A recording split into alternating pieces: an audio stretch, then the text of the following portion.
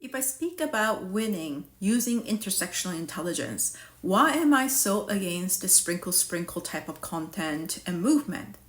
I'm going to answer some of my most frequently asked questions by my audience who also have been following the type of content like tradwife or sprinkle. Generally, any content that talks about using a man in a romantic setting to upgrade your status, lifestyle, class, and having a better chance of surviving capitalism, patriarchy, and racism. There's gonna be a lot of nuance, and I'm gonna try to break it down as quickly as possible because A, I'm not interested in putting anybody down for making that type of content.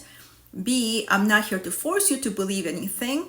And C, I understand that everybody has their capacity and will make decisions based on what they want to think, feel, and how they experience the world.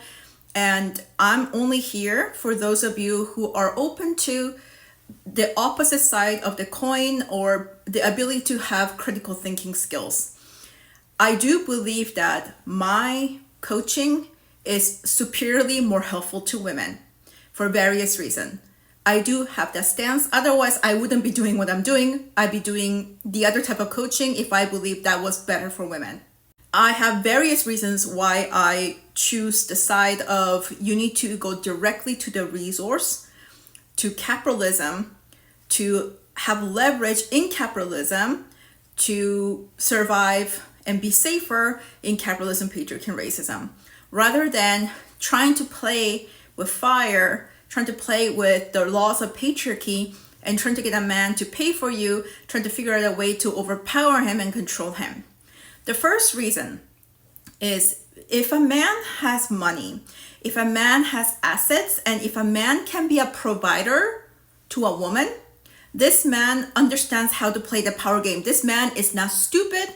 He doesn't love being used by women like some women tend to think. He's not a masochist. He doesn't want to experience pain or have the feeling of being oppressed and controlled because he always has to play the dominating role. A lot of these kinds of rhetorics that exist on social media, and people will eat up anything that they see if it validates them and feeds their ego the pain of having been oppressed, and the idea of a man, especially maybe a white man or any man from your culture who have harmed you. You have this imagination that there's something that you can do to make them submit to you, and that's all coming from the ego. That's playing fire with the fire. You have to first understand patriarchy. And everyone thinks that they understand patriarchy. A lot of women who've been oppressed by patriarchy think they understand patriarchy. A lot of people think they understand capitalism and racism too. But you could have suffered from all the power hierarchy, the systemic issues, and understand it as well as the fish understands that it lives in water. It's been around you the whole time. You've been immersed in it. You have to know how to live in it. It means you have to know how to cope. But it doesn't mean that you understand the properties of it and who you be if you didn't have to cope in that system all the time. So the decision making already is based on pain and trauma. And when you make decisions based on pain and trauma, you are blinded by your ego. When a man has money, when he has substantial amount of assets to the point that he can provide for you, he's a businessman.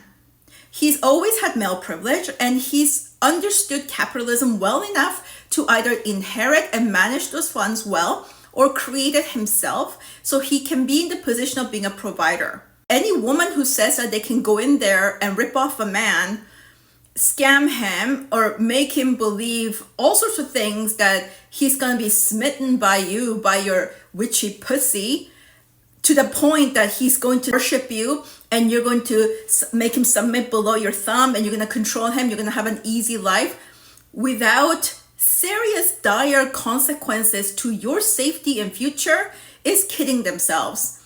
A man doesn't get to a position of power because he's stupid, naive, and dumb.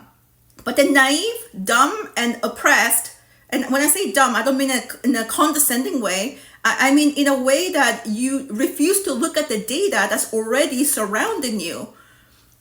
You hear something that you want to hear, and you are happy to accept that when the data surrounding you has been telling the truth over and over again, that when a man wants something, he has a way to get it. When a man gets into a position of privilege or is privileged, he understands power.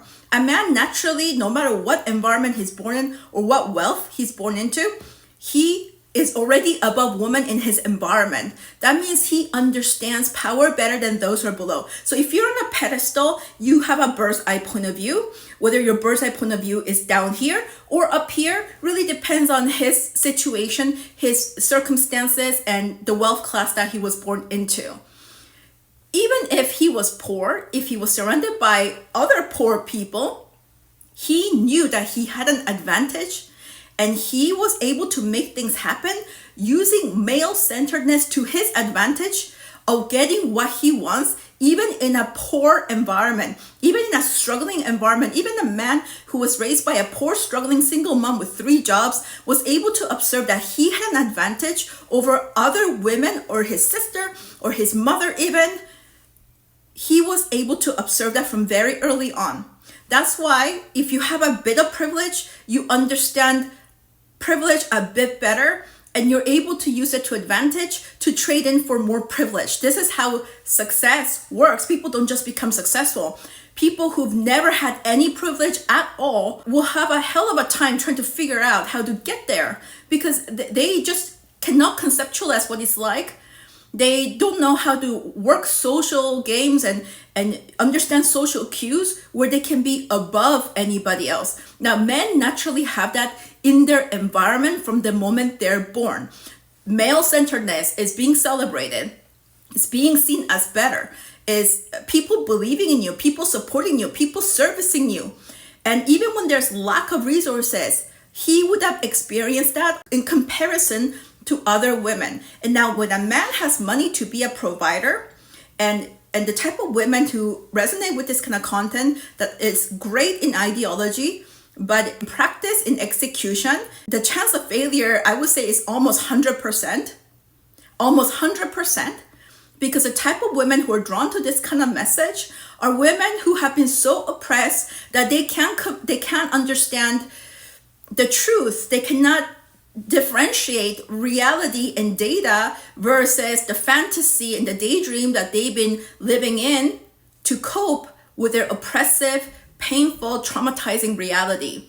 Those are the women, that's a psychographic that will resonate with. A woman who's got enough privilege to some level, who has financial power, financial literacy, requires to understand a man. When a woman understands male privilege, male centeredness, and how that impacts him and how it impacts her to such a deep level, not just intellectualizing it, but being able to really embody that understanding, those women, they are not driven by the desire to date. And like all these women who are into dating and relationship content are women who are traumatized by the patriarchy, who don't understand male-centeredness and male privilege and what that means in this society.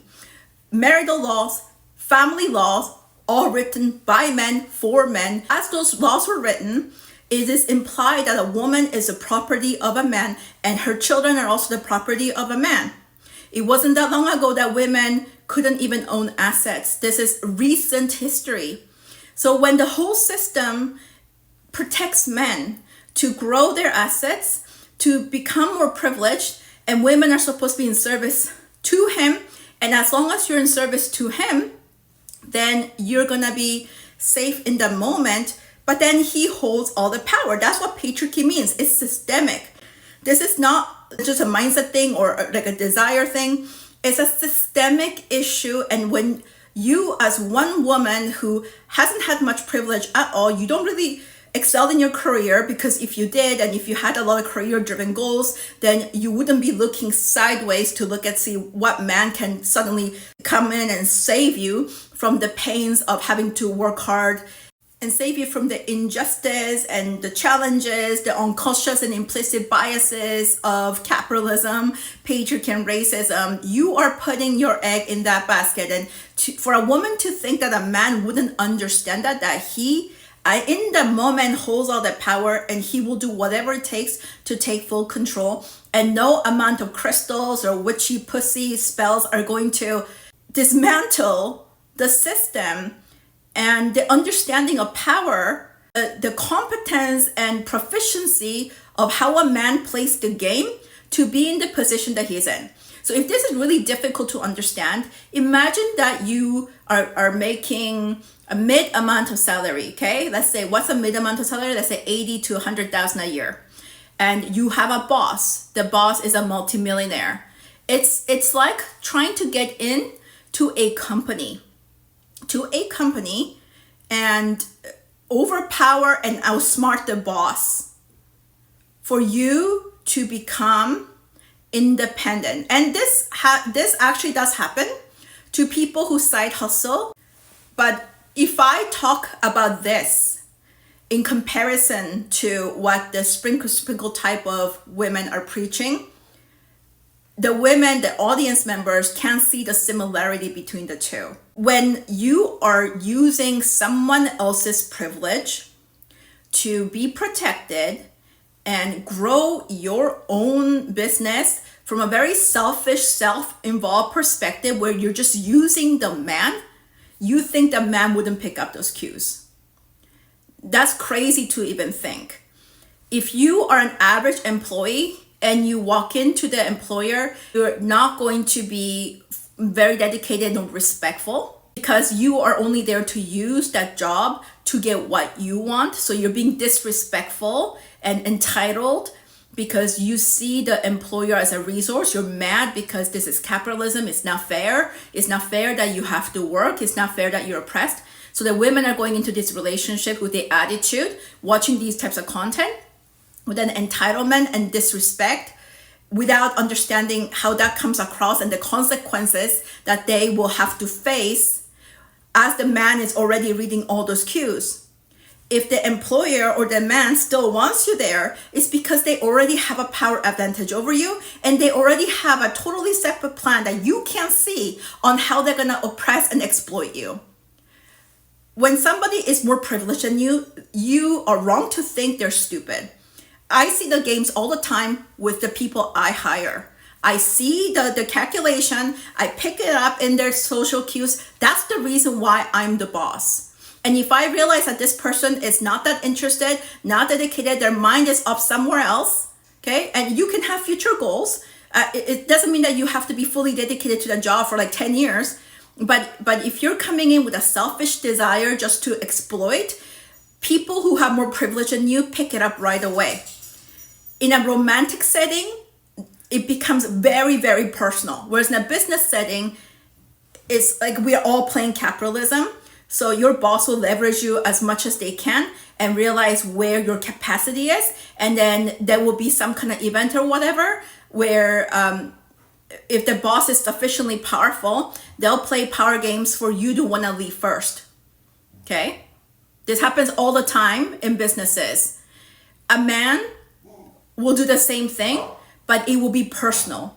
It will be deeply personal and it will be very traumatizing because now this person knows everything about you and this person has the power to block you in every which way. If you've ever dealt with men in business, you know what I'm talking about. They can blacklist you or anybody more powerful than you can. If you work for a celebrity or if you work for a millionaire, anybody powerful can blacklist you. They can make sure that you get no success anywhere because they read you in a certain way. The people who go to sprinkle are people who got tired of playing that game in capitalism, thinking that they can escape capitalism by being under a man. But in reality, that is the biggest risk factor that you can put yourself into. That's the riskiest place you can put yourself into because when you're in capitalism, you need to be having leverage. You need to be reaching out to different networks. You need to have other options. But when you're under a man, you are under the man. And while you're under the man, you're trying to build something. If that man sees that you're trying to have options, they can block you easily. In capitalism, bosses do that too. But in a personal relationship, that's going to be way stronger. It's going to be way worse. Anybody with privilege will do that. The whole concept of sprinkle, take from a man is telling naive good girls that they can have this powergasm. The high and feeling of win that you get from overpowering somebody because you have a chip on your shoulder. That is a trauma response and that will give you a lot more trauma.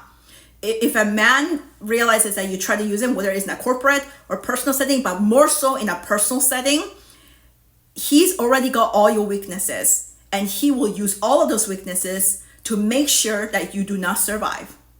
The new trophy wife, she talked about in her videos, in her older videos, how she was a fan of Shira 7, and she tried to replicate it. The type of psychographic of women who watch Shira 7 are women who are incapable of critical thinking. They're addicts, and their male-centeredness have been controlling them all their lives. To tell those women to get into that environment and figure out a way to outsmart a man is like telling an addict to go undercover and to use just enough to connect to this community of the people who are in there, to infiltrate them to get what you want. That person, that addict, is gonna go into the addict community, and they're just gonna become the worst users as soon as they're in that environment, because that's their conditioning. They're programmed to want this. It's an addiction, and it's a high, and male-centeredness is just like that. It's an addiction. It is deep level conditioning. It's coming from not enoughness. It's coming from a place of helplessness and powerlessness. But the bravado and ego is a way that person learned to cope. And telling that person to be in an environment where it is the most harmful for them, because they lose self-control, they lose their goals, they lose all of the logical thinking they had, because the primitive and the deepest conditioning, their shadow, their trauma will take over in that environment, and telling them they need to be logical thinkers in that environment and just resist and build a business. These women cannot. The capacity is not there. The women who don't have that kind of addictive mindset towards male-centeredness, with male-centeredness, would never be interested in that kind of content. Women who have remotely any idea of what male privilege is and what male-centeredness is and how that impacts women would not play with the fire. We are forced to play with the fire when we're dealing in corporate, when we are running a business, but to put yourself in an environment with a man in a home, to be married to him, that's giving away all your weaknesses. That's you playing with the oppressor, thinking you can outsmart the oppressor. Just what part of this logic makes sense? And the fact is that because the economy is getting harder, young women are eating this content up. That's why there's so many trad wife content right now. There's so many women who are opting into this kind of lifestyle because life has gotten harder and women are feeling really helpless, and feminism isn't this fast because there's systemic issues that get in the way. So women who are traumatized like that, they're short-term thinkers. They have like a mental addiction to ease and comfort. They want to take shortcuts, and in the process of taking shortcuts, they experience tremendous consequences. Tremendous. This is your whole livelihood. This is not just one job gone bad. This is your whole livelihood. And when you're in a relationship and you don't really have boundaries, you're not good at assertion. And that's the reason why you've been failing in corporate. And that's why you can't really make it in corporate. You don't know how to read social cues. So you think you can take on the oppressor. So you walk in there. That kind of power game is for the very advanced, not for beginners. Make your own choices. It's just the info. What you think of this video, please comment down below. If you like to do the work and really do the work, go down to the description and all the options are there. You're the one who makes decision for your future. Be wise. Thank you for watching. See you in our next video.